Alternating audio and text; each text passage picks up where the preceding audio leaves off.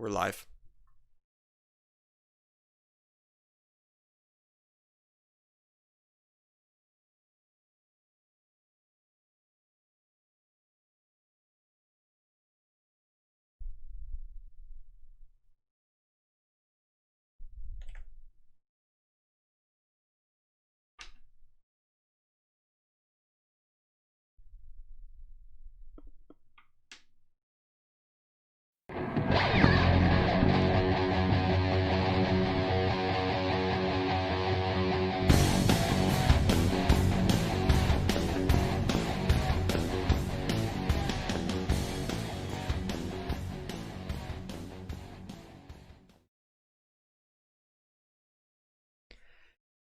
Welcome, everybody, to the episode 35 of the Practice Squad, a show where we talk about football, shoot the breeze, and make even the replacement refs cringe. I'm your host and fourth string quarterback, Jeremy, joined each and every week by my co-host and backup long snapper, Joseph. How's it going, man?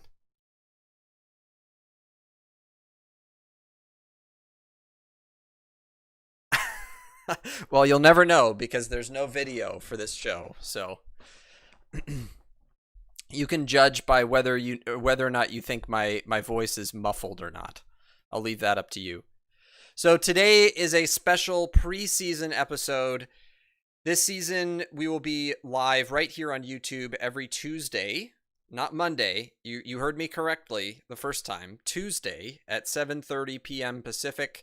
Last season we had a bit of a kind of a irregular schedule because of various personal issues going on, and but this year we're back to our regular weekly schedule, and we're doing it on Tuesday nights because, well, the pandemic is not all bad in the sense that it gives us some more flexibility to schedule things at better times for us, since we're just kind of stuck at home.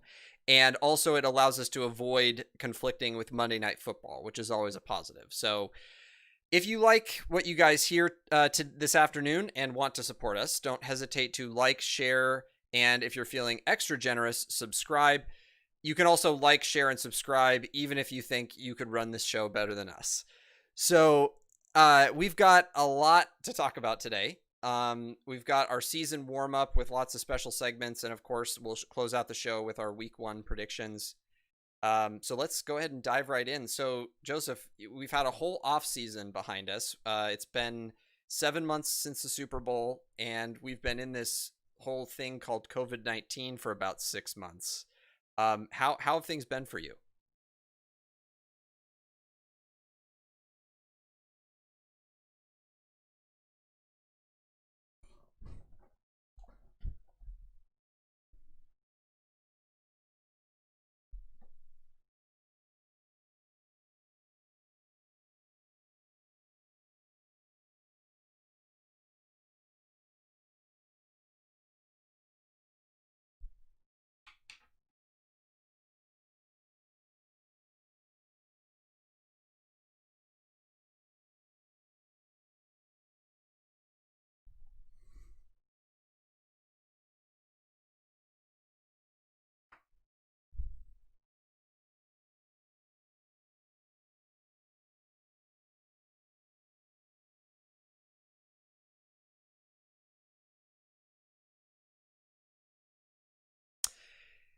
You know, it's been a very fast off season. As I was prepping for this show today, I was reminded at how it's been already 7 months since the devastating Super Bowl, and it feels like a lot less than that to me, to be honest. The time during this pandemic phase uh, has gone by very quickly. The days blur together, so I wasn't. And I think partly I feel almost caught off guard by how quickly we're starting up this show again because there was no preseason this year. So yeah, usually I have a month to kind of mentally prepare, and now we're just sort of all of a sudden there's football in 4 days. So yeah, personally, things have been good. We've been just kind of taking on life with a almost 1.5 year old now, and he's running around like a wrecking ball. He's going to be taking naps and or sleeping in some way while this show is going on. So you won't be hearing him in the background, but yeah, just kind of living life and hoping for better days to come, and really excited about getting this podcast back up and running.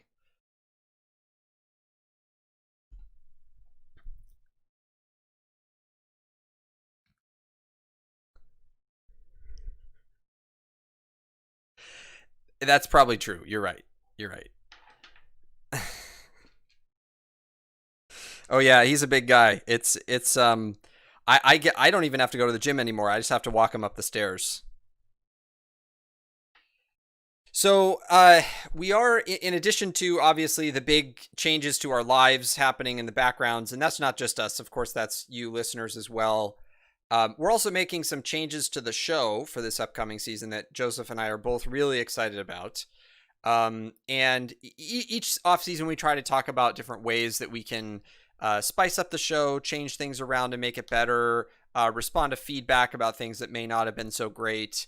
And so there's three main things that we're going to be changing this year. And of course, we reserve the right to make more changes as the season goes along. So I'm not signing a contract by saying any of this. But the first thing we're going to change is instead of one game of the week like we've been doing in the past, we're going to be doing two. And the first game is going to be more of a deeper analysis kind of focus, more of what you're kind of familiar with, where we watch an actual game, either the condensed or the full footage, just depending on what we have time for.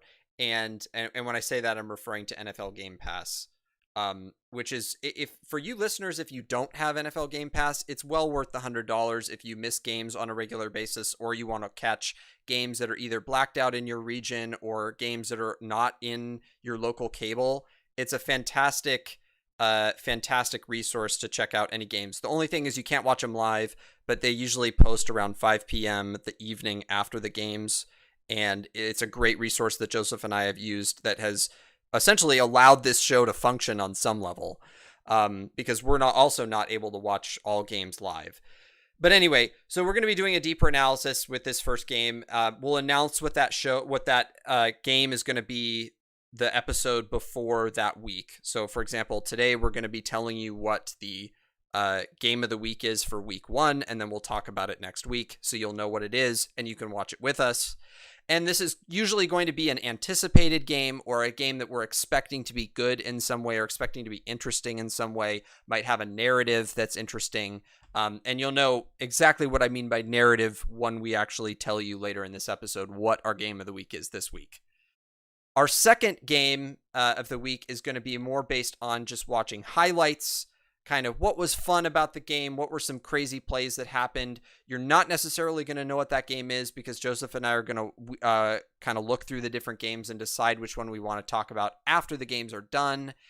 So that we're kind of we're hoping to pick not only a game that has quality, like plays that are worth talking about, but also we want to incorporate all of the teams around the league over the course of this season, so that we're learning more about the players, learning more about the teams, and everybody that may like a team or whatever on this show will get the chance to hear their team be talked about. So look forward to that, unless you're a Jets fan, and then we're not going to watch your game. No, just kidding. So the second change coming to the show is we're going to have a bigger focus on news stories this year. And by that, I mean actual NFL articles about things going on in the league. It could be anywhere from a player getting cut, or a surprise contract signing, or something really stupid that a journalist wrote that we want to talk about. So we don't have a schedule of those topics listed in advance, because that's organic, and from week to week it'll change. But we want to have a more of a focus on news and kind of the ins and outs of the NFL. And we also want to talk more about the way the NFL works, the structure of games, strategies for games, the way the draft works, if teams are approaching the draft the right way, how trades work, different rules in games, all that kind of stuff. Joseph and I want to dig more into those topics this year. So we expect that we'll be talking about more of that kind of stuff as we go forward. And then the final thing is, and this was Joseph's idea, so I'll let him describe what this one is. This is something called ESPN Streak, and we're going to be adding it to our predictions at the end of each episode.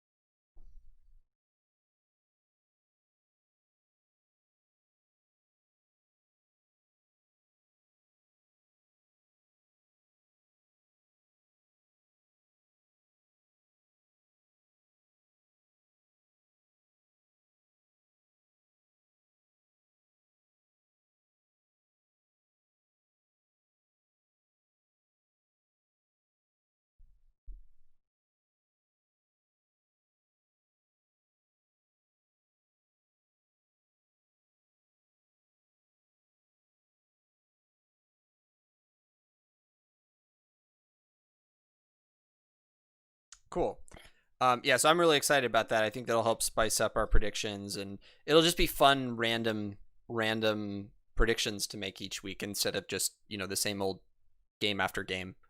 So yeah, those are the big changes that we're making this year, and so we'll move on to our next segment for this week, and that is our sleepers and flops segment, which we've done the last 2 years. So this is our third year now of doing this. This is our third season on the show, third season of doing this segment, and we're adding a category called comebacks. And the way we kind of structured this segment is we're going to take each conference and we're picking one team from each conference that that is a sleeper, one that's a flop, and one that's a comeback team. And Joseph and I have each sort of internally defined these terms slightly differently, and that's what makes it fun. So yeah, and Joseph also, I think, picked a couple more than I did. So we'll go through and talk about those. I think we'll go ahead and start with sleeper. So I'll go ahead and list my teams first, and then Joseph can list his teams.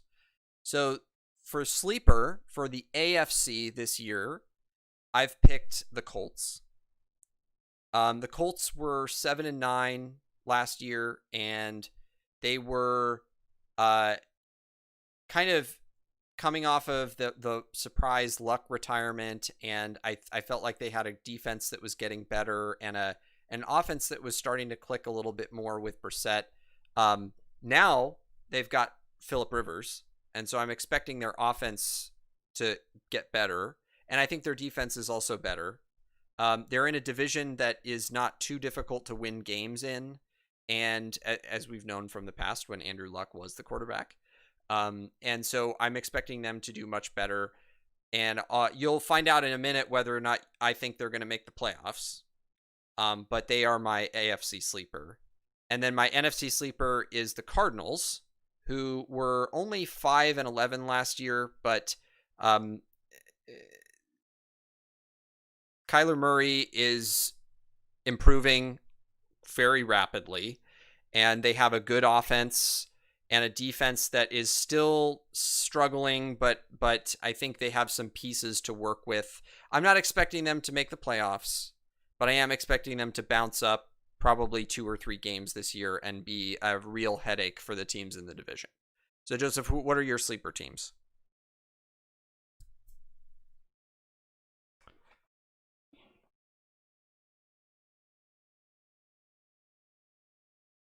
Yes.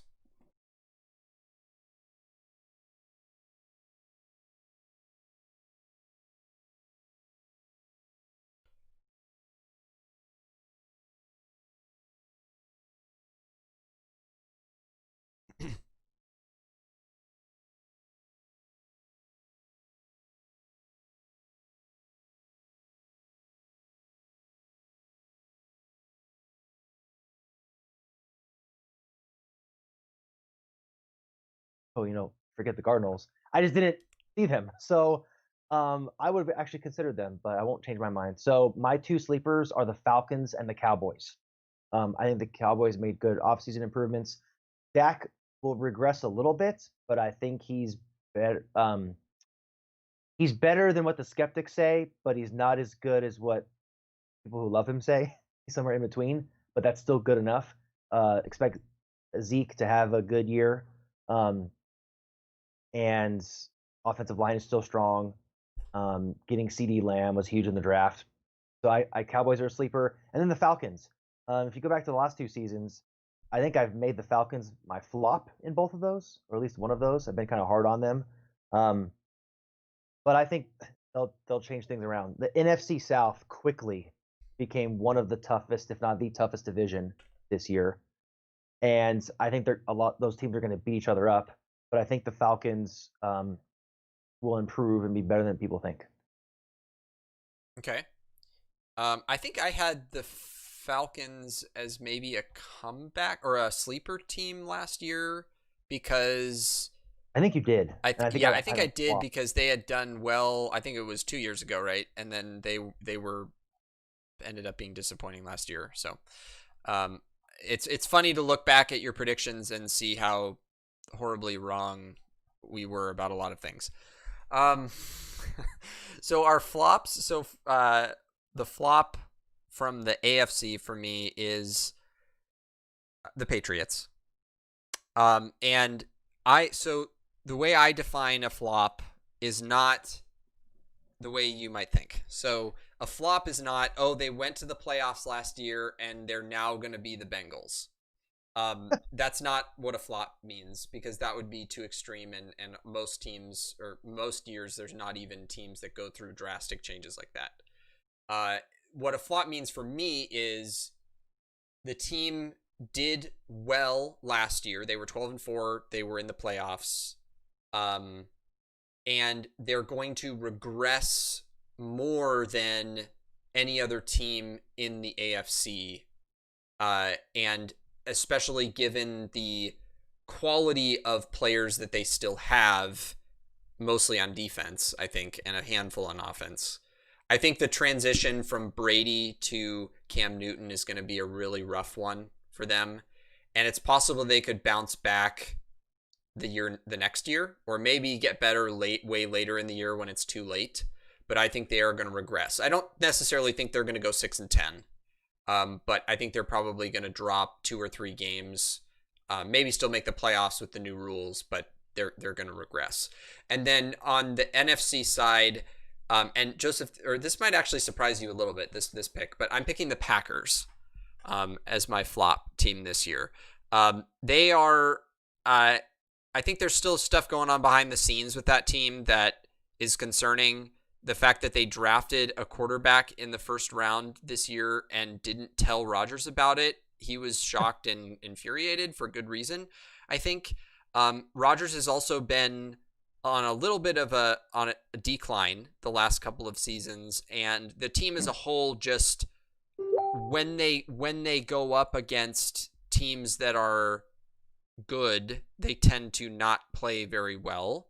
And their record of 13-3 last year, I thought, was pretty overinflated. So I think they're going to come back down. It's more, I think for them, it's a little bit more of a regression to mean than it is a flop per se. But I think they're definitely going to come down 2 or 3 games, looking at their schedule. So, Joseph, what are your flops this year? Well, it's interesting because trying to come up with an objective, or certainly an absolute one's impossible, but a more objective criteria for what a flop and sleeper is difficult. And I found that's the reason why I actually made several picks for some of these categories, is because, interestingly enough, for my sleeper and flop, my AFC only has one pick, but NFC has multiple, so maybe it's an NFC problem. But it's just difficult when there's so many things to consider, right? First, you have what the general expectation is in the sports world, which can be artificial, right? To what people can have hype and buzz, or it can be incorrect either way. Or you also have when huge changes are made, like the Patriots, and you lose Brady and so forth, or on the other side, the Bucks, you gain Brady, and also what happened to that team, like considering injuries and people getting older, and there's so many factors that it is kind of hard to distinguish exactly between a sleeper and a comeback, maybe, or if a regression to a mean count. So I like Jeremy's pick for the Patriots as the flop in the AFC, but because of how I go by it, I didn't pick them because I know that everyone's expectation of the Patriots has dropped, and so they're probably going to meet closer to that expectation than performance based on last year and expectations based on last year because of Brady. And so for me, it's hard to consider them a flop, given that overall expectation has lowered, and they're going to go with it. So I don't have them flop. Who I do have as a flop is the Titans, because I think everyone's on the hype train for them, and that train's going to derail. Well, even if it's already not derailed, because it's probably never on the track. I don't. Yes, Tannehill got hot. Derrick Henry is very good, one of the top running backs. No reason to think that he's not going to have a good year. But even at 9-7, they made the playoffs. But even if they make it this year, it's going to sneak in as the one of the lower wild cards. But they're not. I don't think they're a good team. They're middle of the road, and I think people are building too much hype on them. So yeah, they're my AFC flop. As for the NFC, this one's very tough. So I'll have some clarification here. So the first one that I might actually get rid of because of our definitions is the Rams. They were 9-7, and so in terms of expectation and talent, I do not think that they regressed from the mean last year based on 2 years ago. Like, I thought they were a legit 12-13 win team based on the talent they had and what Sean McVay had done. So last year was a deflated year. They underperformed last year, but they also revealed some weaknesses that they had. And Goff is going to regress. They've lost some players, losing Gurley, and I think the reason why I might get rid of them is because they're 9-7 last year, and they're probably going to be similar, and people see that they're dropping. But at the same time, the reason why I keep them as like a soft flop is because I imagine that people in the sports world see them as coming back to where they think they should have been from 2 years ago, right? Because they were good 2 and 3 years ago, and then last year they regressed. I think the sports world is going to think that they're going to come back up, and I don't. So there'll be a soft flop. The next I'll go with the hard one, like and actually I'm not surprised, Jeremy, because I agree with you. The Packers, my most confident flop is the Packers. They were way inflated last year. Rodgers is decreasing. I'll have to find the article. That might be an article worth discussing between us. Where they looked at, who people thought were the best quarterbacks in the league and how Rodgers is up there, but then actually looking at the performance last few years and that the difference between, the perception of Aaron Rodgers and the actuality of Aaron Rodgers is a little high. I know he's been efficient the last few years. You look at his TD interception ratio, but he has regressed, and they should not have been a 13-win team. They're certainly not going to be a 13-win team at all this year. And I don't even think they're going to win the division, to kind of sneak to our next pick. So Packers are definitely a flop. This next one's controversial. I'll end here. It's just a gut feeling. The Seahawks. I know they're getting Chris Carson back. They were very sneaky with their 11-5 last year. Well earned. Russell Wilson improved. Everyone knows that Jeremy and I rip on Russell Wilson constantly, but we also have to give respect. Like, he is a good quarterback. Still overrated, I believe, but he's a good quarterback, and he's going to find a way to win because all he does is win, right, Jeremy? That's right. But I think, excuse me, that with Carson coming back and people really liking Russell Wilson a little bit more than they should, that they're going to have high expectations and that the West is going to be a good rival. I just had this feeling that, they cut a lot of players this offseason, and they made a lot of changes as people saw. And it doesn't matter how good Wilson's going to be. He's not as agile as he used to be, and it's not going to be enough. And they're going to regress a little bit, and they're not going to meet the expectations I think people are going to have for them. Okay, yeah, I struggled with the Seahawks because I obviously want them to regress, of course, but I think their last year showed that they had a lot of guys get hurt, and including Chris Carson, which was a big blow, but yet they were somehow still able to win 11 games. And I looking at their schedule, I think they definitely had 3 or 4 of those games were crazy clutch comeback wins. Um, and so you would think, okay, well, they're not going to get all of those this year. So I think 11-5 is probably going to be difficult for them to do again, but I would be surprised if they ended up less than 10 games. I mean, they might go 9-7, but they definitely won't go any less than that. Just because I don't think I just I hate to say these words, but you can never count out Russell Wilson. I mean, he literally just makes everybody a fool when they talk about predictions, and the comebacks that he's had in his career are insane. So um, I struggled with that one, but and decided not to go with it in the end. Okay, so now we've got the comeback team of the conference. So my comeback team for the AFC is the Steelers. They were 8-8 last year. And comeback I define just real quick as a team that was supposed to do well last year and didn't because of some extenuating circumstances. And so I'm expecting them to bounce back. That's how I defined it. So the Steelers are that team for me.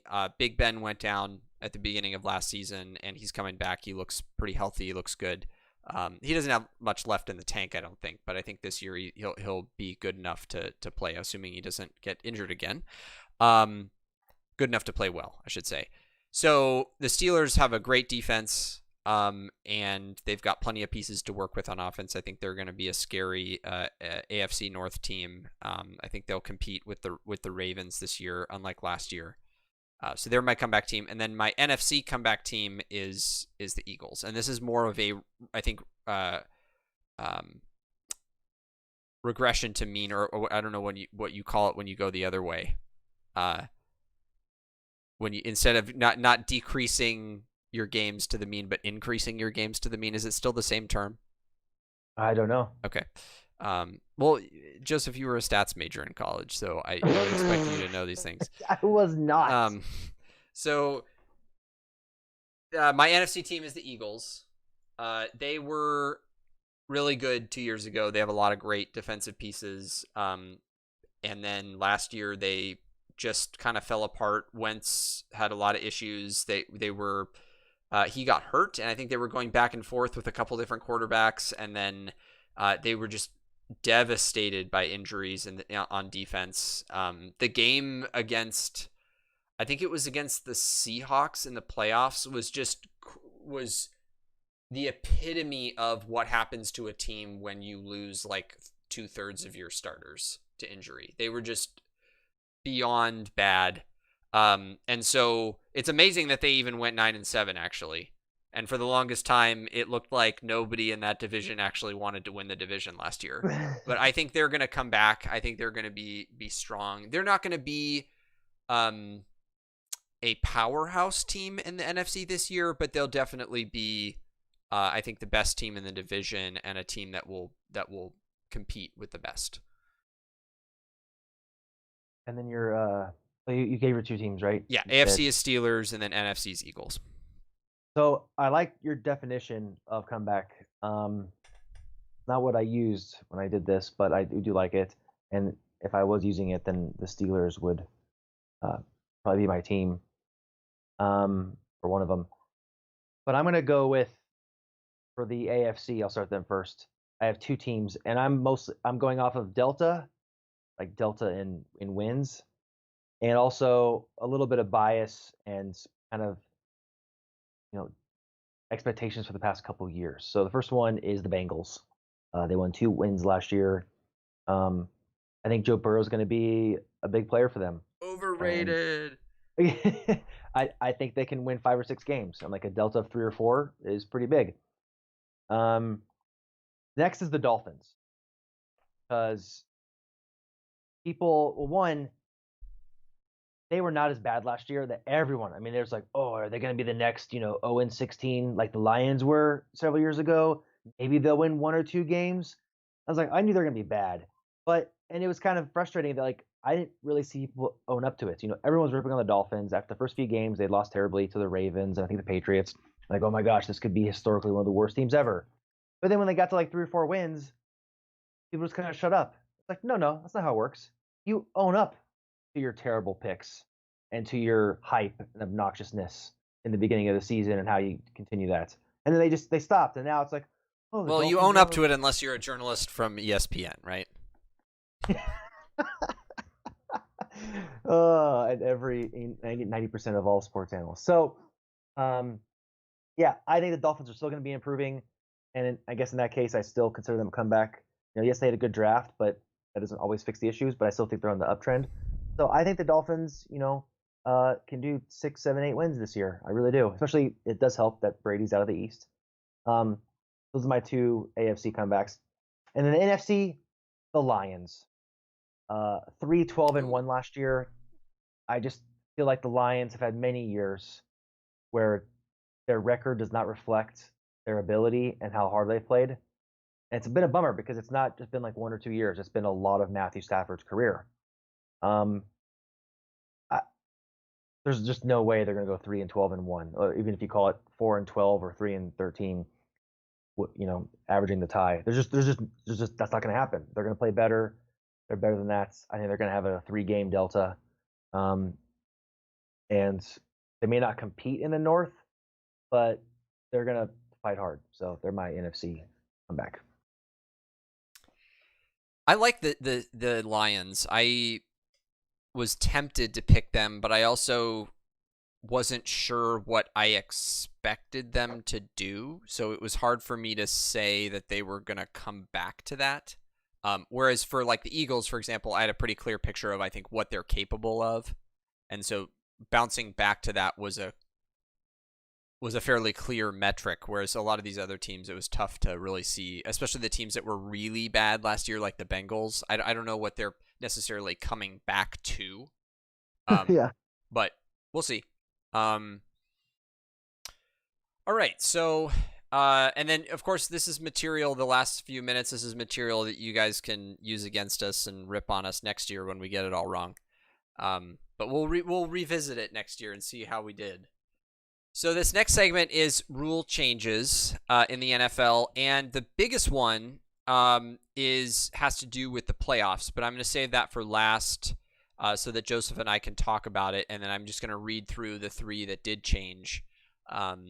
So the first major change is the rule change to extend defenseless player protection to a punt kick returner who possesses the ball but has not had time to avoid or ward off impending contact with an opponent. So that's important because I've seen many games where actually let me take that back. I don't want to begin a sentence with saying it's important because I've seen something. It's important because it happens a lot. Where a player will receive a punt or a kickoff and he'll get nailed. There's a gunner there that's ready to just nail him a quarter second after he catches the ball. So they're protecting against that, which I think is good because that's, of the remaining potential sources of really violent injury in the league, I think that's that's up there. So I think that's probably a good protection to put in. Now, what I don't want to see happen, and this is what generally does happen when they make rules for player safety, is the refs tend to go overboard and foul a lot of players for things that they shouldn't have been fouled for. So I will have to see how this plays out, but I want the refs to be smart about what constitutes putting a player's safety in danger versus like, oh, my arm hit his chest barely, and that's a 15-yard penalty kind of thing. So, do you have any comment on that, Joseph, on that rule? No. Okay. So the second one is to make permanent the expansion of automatic replay reviews to include scoring plays and turnovers negated by a foul and any successful or unsuccessful try attempt So, to the best of my ability in understanding that rule, I don't understand why that wasn't there to begin with. I thought it was already. I thought scoring plays and turnovers were already automatically reviewed. So I'm not exactly sure. To be honest, I'm not exactly sure what that change is specifically. Then the third and final one has to do with the Belichick rule. So this one is to prevent teams from committing multiple dead ball fouls in the fourth quarter or in overtime while the clock is running in an attempt to manipulate the game clock by starting the clock on the snap following a dead ball foul. This has been referred to as the Bill Belichick rule for his use of the tactic. So I think that's good. It's just sort of a, I don't know, sort of a cheap tactic that teams use at the end of the game, and I think it's good that they're getting rid of it. Well, for anyone who doesn't know, I guess I kind of like it because it was really knew the rule book, like he really knew the rules. But I can't say that was kind of cheap. But it's just I guess it's great in the sense that it was hilarious because basically Bill Belichick trolled the Jets last year in the regular season with this, and it went viral. And then the Titans did it against the Patriots in the playoff game. Yeah. Oh. And now the Patriots will never get a chance to do it again. Or if they do, they'll be fouled or whatever. And Brady's last completed pass as a Patriot was an interception. Is that right? Yeah, no, against the Titans, his last completed pass was an interception. I'm 98% sure on that. Well, now he's going to throw 55 touchdowns with the Bucs this year, so that'll make up for it. Okay, so our next segment is our playoff and MVP predictions for 2020. So Joseph, you can go ahead and go first on this one. So we'll start with the NFC. What we did was Joseph and I each picked our. Oh, I'm sorry. I totally skipped the rule change for the playoffs. So let's talk about that first. Let's rewind to that. So that'll provide context for our predictions. So the big change, the rule change for the playoffs this year is that there are now 7 teams instead of 6 that go per conference, which means they've added an additional wild card team. So there are now 3 instead of 2, and there is only going to be 1 bye instead of 2. So only the first seed gets a bye. So Joseph, do you like this rule change? Do you not like it? What would you have preferred for a solution over this? What are your thoughts on this? All right, I'll try to make this short, but it's a lot of stuff there. So, tell you what, I won't give the solution. We'll save that for next part because there's a lot of bounce back here. So, I don't like it. There's 2 parts I don't like about it. I don't like that they're adding another team because the extreme is basketball, and it's pathetic. That just absolutely. 16 out of 30 teams in the NBA make the playoffs. I don't think a team lower than a 4 seed or a 5 seed has ever won the championship. Just knock that off, NBA. You don't want to dilute the playoffs, right? Not everyone gets to go to the playoffs. And so when you add teams, I just start to kind of like, ugh. And I felt like NFL had the best system.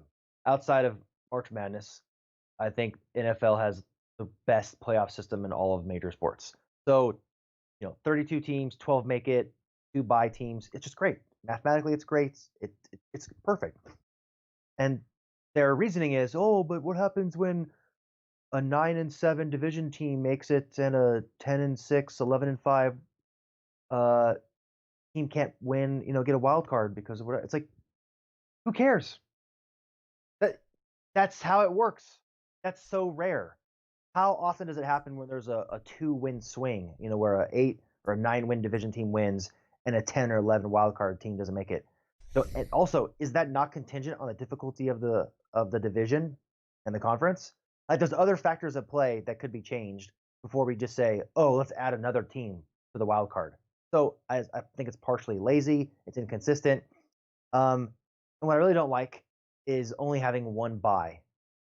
It's unfair. It punishes teams that are winning 12, 13 games to not get a bye. If they're going to see, the thing is they're inconsistent in 2 directions. If they want to be wrong but at least consistent, then they should add a 7th team and make 3 teams be a bye, because now they're rewarding a 7th team to get to the playoffs. So therefore, they should reward a third bye team. But instead, they reward a lesser team to get to the playoffs, and they punish the second best team in the conference of getting a bye. So either don't do this at all, or if you're going to do it with the seventh team, add a third bye to make it fair. I really like that. I don't think we talked about that before, but I really like that idea. They should have done that. So yeah, and so I guess Jeremy, go ahead and share your thoughts, and then we'll go into our solutions afterwards. Sure. So I don't like it either. I also think it dilutes the playoffs, and I think the main argument for that is that if you look at there's been a couple articles that have been floating around since the rule change happened about statistically the records of teams that make certain playoff spots, and just overwhelmingly in the current system with the 6 teams, there are occasionally teams that are 9-7 that make the playoffs, like the Titans made it last year. But they're not incredibly common, and they're almost never division winners. And 8-8 teams and lower are incredibly rare. Like that happens incredibly rarely. The last time I can remember that happening was I think the 7-9 Seahawks made it in 2010. I think it was, and they beat the Saints. That was the beast mode year. Yes. But that's incredibly rare, and no system, unless you pair off the teams even more, can protect from that. So, generally speaking, then in the current system, in order to make the playoffs, you have to shoot for 10 wins. And if you get 10 wins, you generally make it. Especially if you're in a stacked division, there's a chance you might not. But I mean, we don't have stacked divisions every season. That happens sometimes, but it ebbs and flows and goes from division to division. So with this new system, we're just on a regular basis, we're going to be seeing 8-8 and 9-7 teams make it into the playoffs. And I don't see how that enhances the quality of the playoffs at all. Nope. And it also punishes the team that got second place, which is really hard to do. It punishes them by making them play, not only not giving them a bye, but it makes them play another game, which makes you more prone to injury, and you are more tired. You have more games to play to make it to the Super Bowl. And you're playing a team that's probably 8-8, right, to get that win. So it just doesn't feel fair at all to the second seed. And that 7th team is really, generally speaking, I would not say deserving of that spot. So for if the intention of the rule was for the team, like Joseph was saying, to have the team, that random 10-6, 11-5 wildcard team that didn't make it because the division winners were a lower record, or there were a lot of, stacked wildcard teams that year, like, to go for that kind of statistical anomaly by changing the rule to this just creates way more problems and way more teams that don't deserve to make it than do deserve to make it. So it's just it's I guess if you had to condense my reaction to a single sentence, it would be that it swung the pendulum too far in the direction of the teams that don't get to make it. Yeah. A good summary is, like you said, is not only was the change unwarranted, but the change they made was also wrong. Right. And there's now very little true incentive for the second, third, and fourth best teams to fight for that second bye. Like your teams that would have fought for a second bye, I don't think they're going to really fight for it, because instead they're going to try to figure out what matchup they're going to have and who they prefer. They're going to want to base their seeding. At least I would do this anyways, where you want to base your final seeding on who you're going to play rather than getting a bye, because there's only one bye to get. And so teams that are in that spot where it's like kind of tough, I would honestly, you're not going to you're not going to tank, but you're going to take your foot off the pedal a little bit, because one, you can better determine who you're going to play, and two, there's no point in trying to get a bye that you can't get. There's no real incentive. So, or at a minimum, we'll see a lot more teams in the last game of the season rest starters. yeah. And so talk about frustration from fans and other people seeing people rest. The NFL just incentivized that. So good job, NFL. Yeah. So with that kind of disappointing news, well, now we're gonna go to a solution. Did you have or I had a solution, by the way, if you want to discuss it. Yes, you can talk about your solution. That's fine. Now, most people aren't gonna like this. Well, there's some people that they know who they are, and I love them. I still think they're wrong. I'll be the one to judge whether other people like it or not. Well, and Jeremy's one of these people that I still think is wrong. But and this also goes for baseball, because basketball functionally does it, even if they want to not be honest with it. Get rid of divisions. Gone. Rivalries. They're arbitrary. They're artificial. Do you know why rivalries existed? Because of geography. You know why they exist? Because of geography? Because of traveling technology. We don't have that issue anymore. Get rid of it. It's arbitrary. Niners Seahawks. Oh, what a great rivalry. Some years. Other years, it's hot trash. And you know that, Jeremy. So this whole rivalry aspect is artificial. It was built in, late 19th, early 20th century for some of these sports. Well, baseball for 19th, but 20th century, because people were traveling on buses. And then, okay, because how far is San Francisco from Seattle? Right, let's knock this off about it's a rivalry and it's built in, it's artificial because of technology issues 50, 60, 70 years ago. So if you really want to solve the problem, and this is undeniable mathematically, which is really what you want when it comes to the playoffs. You want to have people play each other. You want to have the most spread out pool of people that are playing, right? Because what's the opposite end? What you don't want, having 16 divisions of 2 teams, right? So it's arbitrary. So the best option mathematically for the best playoffs and the best spread of truly getting the best teams, get rid of divisions, have 2 conferences. And you either do no interleague play or you do more averaged interleague play like baseball. I'm telling you, like that's undeniable. That will produce the best spread of the teams and how to play, and we can knock this off about but the Eagles have to play the Giants and the Packers have to play the Vikings. So they can still play each other once a year and rotate. But stop. Because if that's the case, then let's just pick the best rivalry in sports and make them divisions. Packers, Vikings, they're their own division. Now they play each other 4 times a year. Yeah, exactly. Who's going to argue that? No one. So you're lying to yourself. You're inconsistent. So there you go. I'm done. I know it's correct. And stop with this obsession with divisions, because it's false in many ways, and I just proved it. So the while Joseph is slowly climbing off of his high horse, I will say that I think there is a refutation to that, being that the creation of divisions at the beginning, yes, it was based on location, geography, and that meant that the teams that were then involved in those divisions and the rivalries that were created from that were, yes, arbitrary. But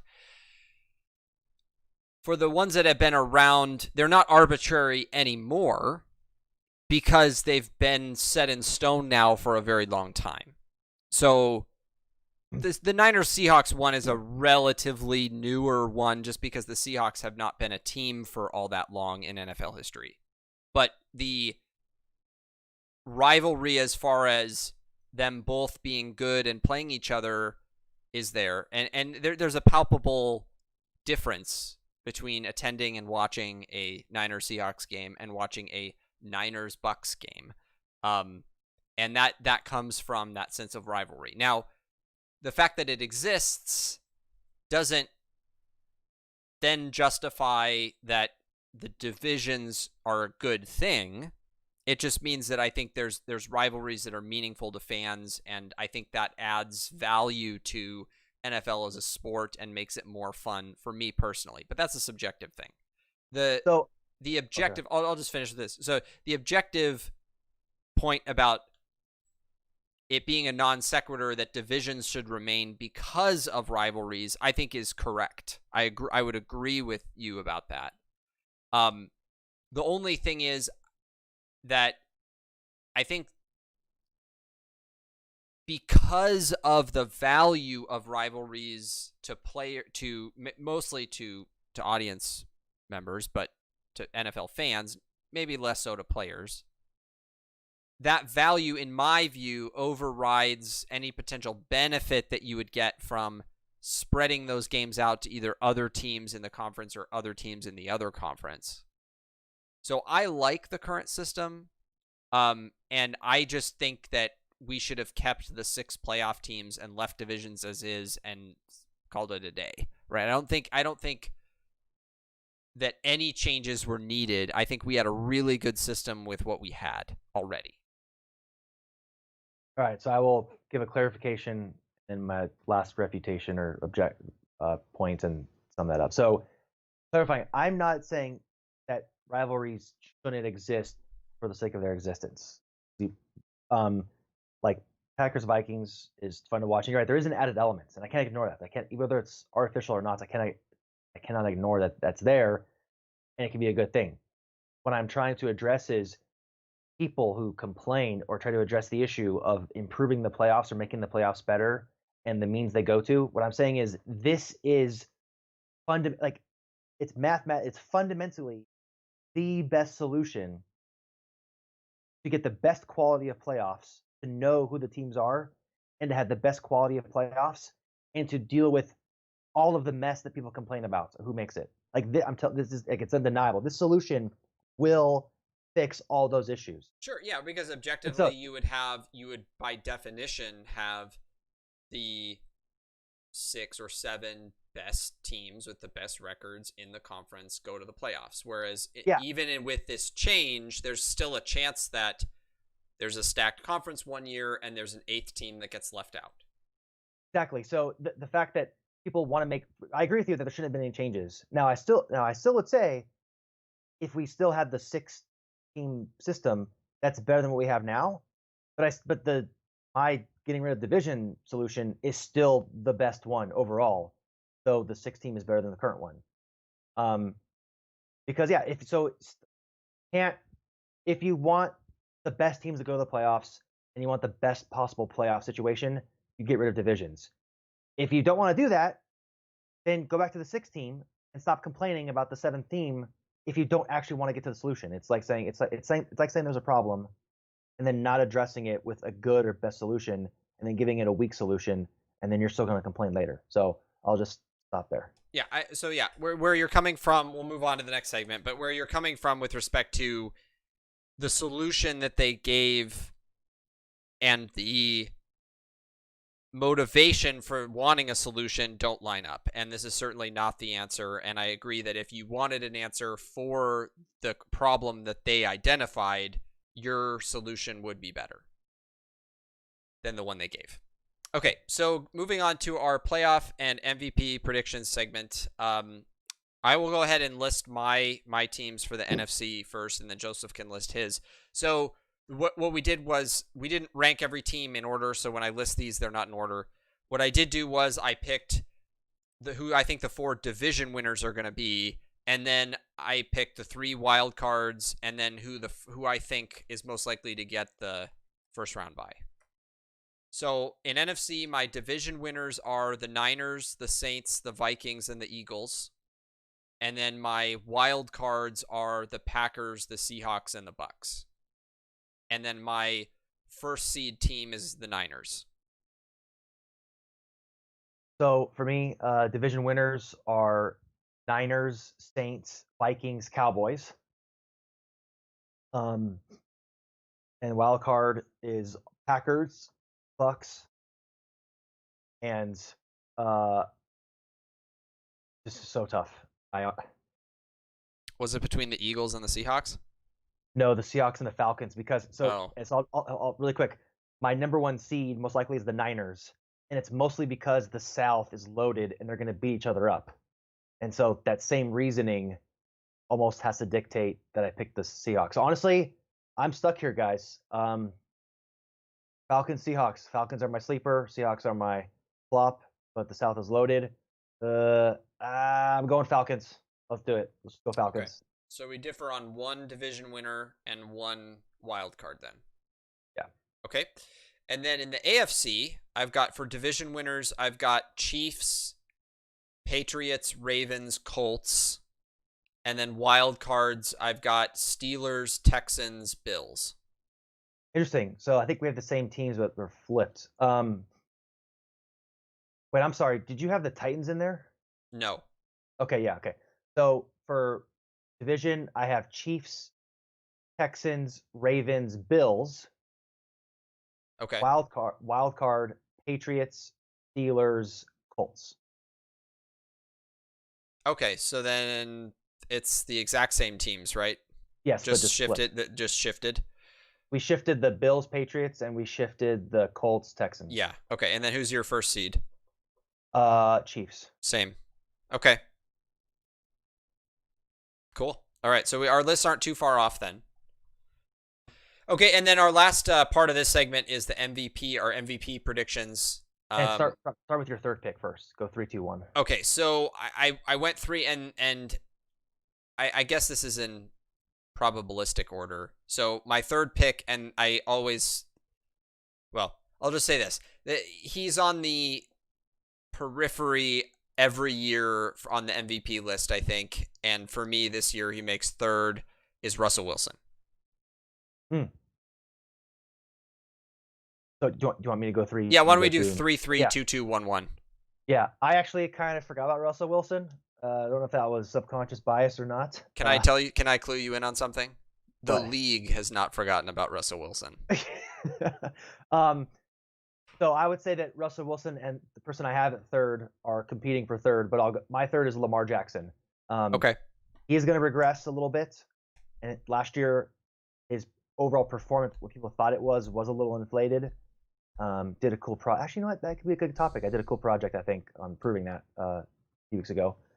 But he's still really good. Like, don't get me wrong. He's still really good. He's going to be in the running, and I think he's third. Okay. Then my second is Drew Brees.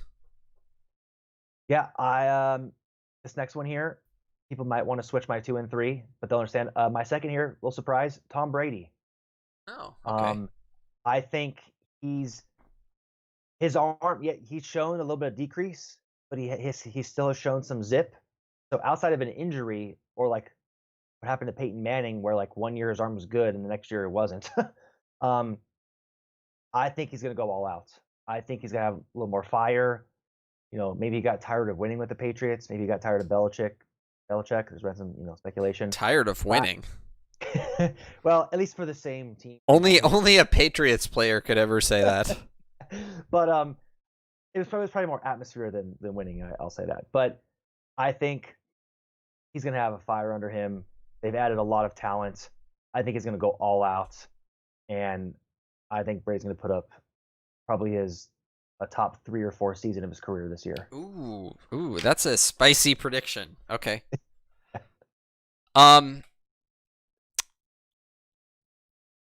Which means I think you don't have Drew Brees in your list at all. So my number 1 is Patrick Mahomes. My number 1 is also Patrick Mahomes, or like I like to say and have coins, Patrick Mahomes. So there's no, and for anyone mad about Lamar Jackson being third and not second, he's not first, right? He's not. Patrick had a good year last year. He was out a little bit, wasn't as prolific in touchdowns, but it was good overall. Patrick Mahomes is the best quarterback in the league. Everyone needs to knock it off. Jackson's really good. He had 1 year. His rushing is going to regress. You know that. Patrick Mahomes is the best quarterback. And if he's healthy, he's going to prove it again next year with another MVP. So I think that's quite settled. But yeah, I am surprised myself that I don't have Drew Brees in there. I think their system of him throwing the ball less but being efficient has worked the past few years. They've realized that. It actually has been to better results, at least in terms of regular season record. I think they're going to stick with that. And he has regressed a little bit. but he'll be really efficient.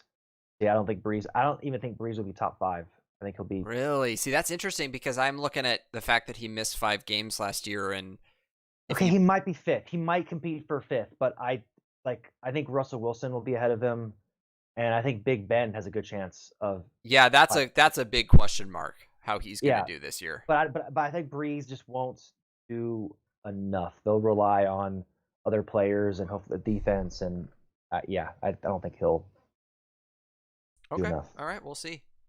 And then our true number 1 is Gardner Minshew, though, right?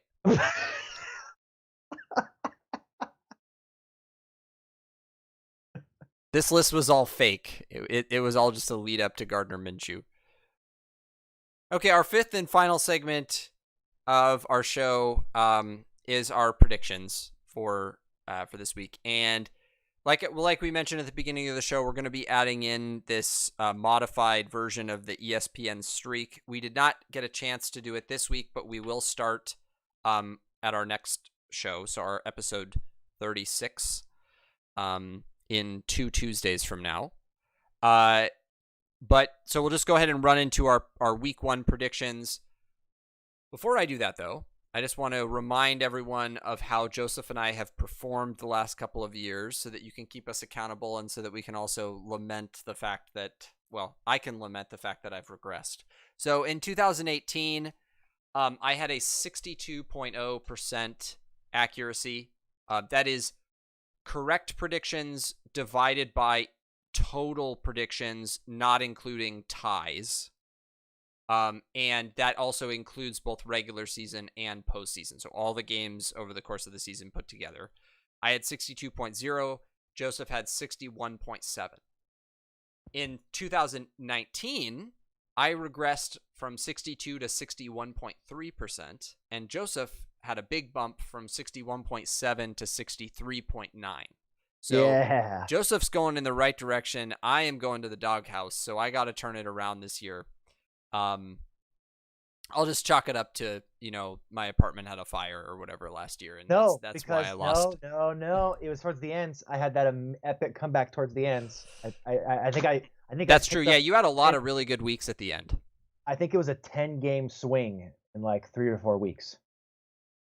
Something like that, yeah. You ended the season with the regular season 6 games better than me, and I think I was a little ahead until like a couple weeks before the end. So yeah, you did have a really good end of the season. All right, so our picks for the week, starting the real with fire. That was the real fire. No, I'm sorry. the real Joseph was the one that actually lit my apartment on fire with his accurate game predictions. Don't let him near your house this season, guys. He could be pushing 65%. We'll see. So our week 1 predictions, the first game of the NFL regular season is this upcoming Thursday, the 10th. And it's Texans at Chiefs, and I'm going Chiefs. Chiefs. All right. Next, we got Seattle at Falcons. Going Falcons. Oh, okay. I'm going Seahawks. Oh, I thought we had that. I know. I ended up changing a couple picks. I had a change of heart on a few of these. Okay. All right. So I will highlight that one to track the ones that are different. Jets at Bills. I'm going Bills. Same. Chicago at Lions. You know what? I went Chicago, but I guess I'll be like Jeremy and I can just make changes on the fly. No, I'm not making changes on this is not on the fly. I wrote these down before the show. Oh, but we already established. Okay, never mind. All right. You know what? I'll just stick with my pick then. I was thinking about doing Lions because the comeback, but I'll just stick with the Bears and.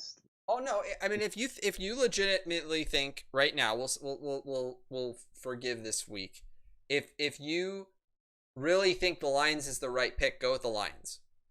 Right? If you want to change a pick now, if you think it's better, go for it. Let's come back to it. Okay, we'll come back to Bears at Lions. I'm picking Lions for this one. Okay. So Packers at Vikings. I'm going Vikings.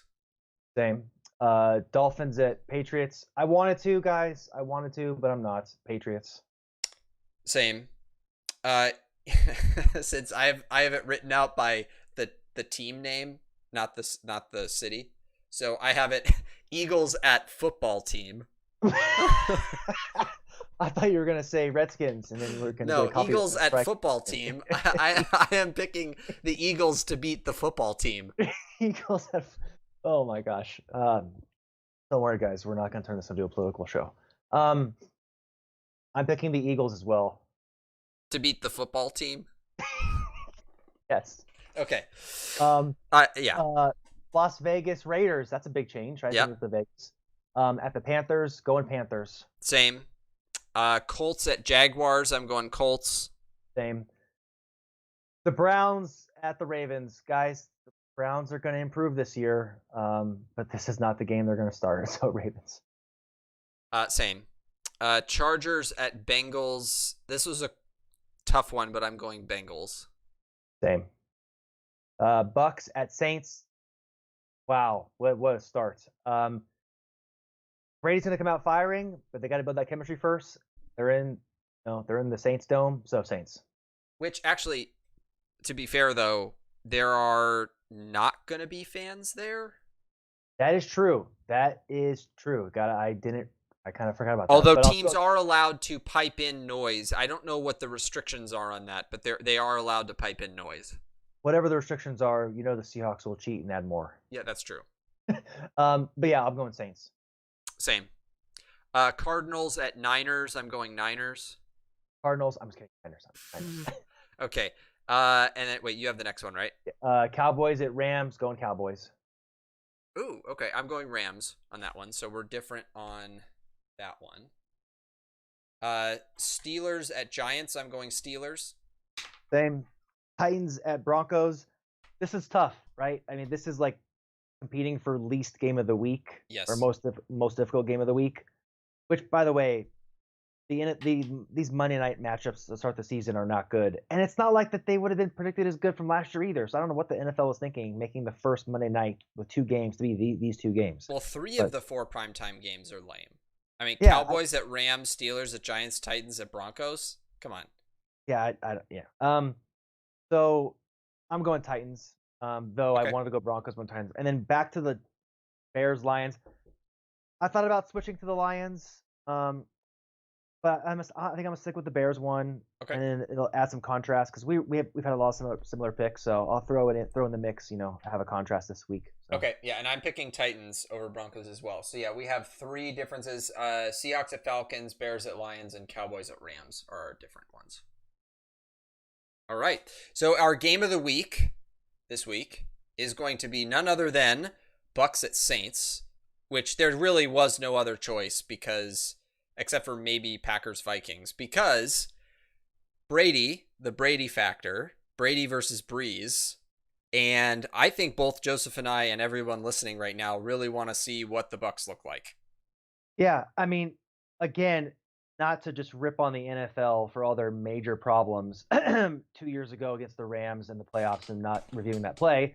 We should have had Brady Breeze in the Super Bowl 2 years ago. Yes. But we didn't. In fact, this has recently caused a huge rift in my relationship with Jeremy and how we root for teams who win the Super Bowl.